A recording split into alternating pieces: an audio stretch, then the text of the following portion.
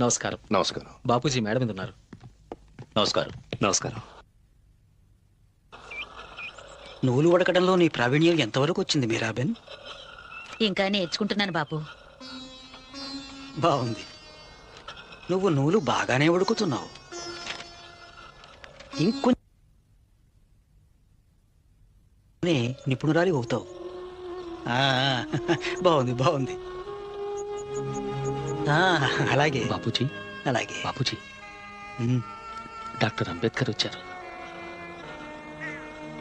ఆ, అవును, డాక్టర్ అంబేద్కర్. నన్ను మీరెందుకు కలవాలనుకున్నారు? గాంధీజీ మీరే నన్ను రమ్మని కబురు చేశారు. అవును అవును కదూ.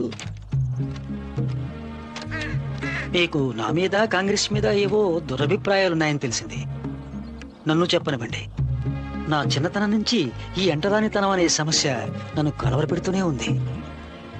అప్పటికి మీరు పుట్టి కూడా ఉండరు డాక్టర్ అంబేద్కర్. నా ప్రయత్నం వల్లే ఈ సమస్యకి కాంగ్రెస్లో పెద్దపీట వేశారు. అది మాత్రమే కాదు, ఈ అంటరాని వారి అభ్యుదయం కోసం దాదాపు 20 లక్షల రూపాయలకు పైగా మేం ఖర్చు పెట్టాం. అయినా మీలాంటి వారు నాపైన కాంగ్రెస్ పైన వ్యతిరేకత పెంచుకోవడం నాకు చాలా ఆశ్చర్యంగా ఉంది. నా దృష్టిలో కాంగ్రెస్ కేవలం నామమాత్రంగా గుర్తించింది ఈ సమస్యను. ఏం ప్రయోజనం? అర్థం లేని ప్రకటనలు చేస్తోంది. మీరు కాంగ్రెస్ 20 లక్షలు ఖర్చు చేసిందన్నారు. నా ఉద్దేశంలో అది వృధా. కాంగ్రెస్ కు నిజంగా నిజాయితీ అనేది ఉంటే అంటరాని తన రూపుమాపడానికి సభ్యుడు కావడానికి షరతుగా పెట్టుండాలి, ఖద్దరు కట్టుకోవడం కాదు. బ్రిటిష్ ప్రభుత్వం మనసు మార్చుకోవడం లేదని మీరంటారు, అసలు హిందువులే మనసు మార్చుకోవడం లేదని నేనంటాను. వారంత మూర్ఖపు పట్టుదలతో ఉన్నంత వరకు మేము హిందువులని గాని కాంగ్రెస్ను గాని ఏ మహాత్ముడినైనా నమ్మం. చరిత్ర చెప్తోంది, మహాత్ములంటే కేవలం భ్రమలో కనిపించే రూపాలని. వారు సమస్యను సృష్టిస్తారు కానీ పరిష్కరించరు.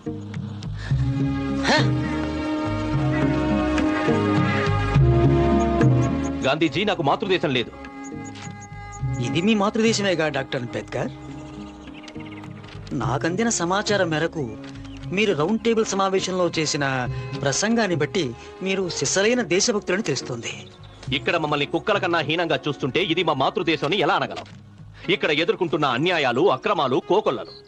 మా వల్ల అనుకోనిది జరిగితే ఆ తప్పు ఈ దేశానిదే గాని మాది కాదు.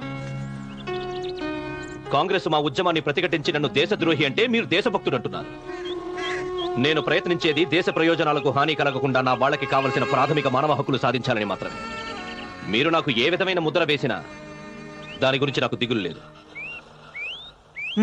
అయితే ఇప్పుడు మమ్మల్ని ఏం చేయమంటారు డాక్టర్? మహమ్మదీయులు, సిక్కుల యొక్క రాజకీయ హక్కులను పరిరక్షించడానికి మీరు అంగీకరించారు. వారు రాజకీయంగా, ఆర్థికంగా అస్పృశ్యుల కంటే ముందున్నారు. రౌండ్ టేబుల్ సమావేశం అస్పృశ్యులకి కూడా అదే విధమైన పరిరక్షణను సూచించింది. దీని గురించి మీ అభిప్రాయం? అస్పృశ్యులు హిందువులతో రాజకీయ విభజన పొందడానికి నేను వ్యతిరేకిని. అది నా ఉద్దేశంలో ఆత్మహత్యతో సమానం.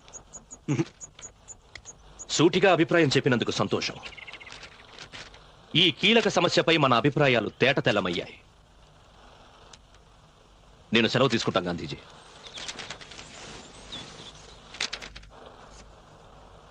ఎంత అసహనం! మహాదేవ్ భాయ్, బాపు, తనకి మాతృదేశం లేదని చెప్పడంలో నీ ఉద్దేశం ఏమిటి?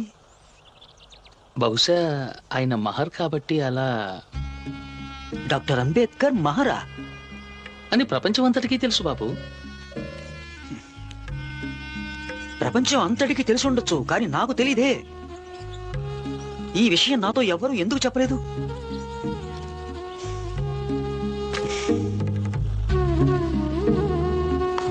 నేను ఇంకా ఆయన అభ్యుదయ భావాలు గల పూనా బ్రాహ్మణుడు అనుకున్నాను.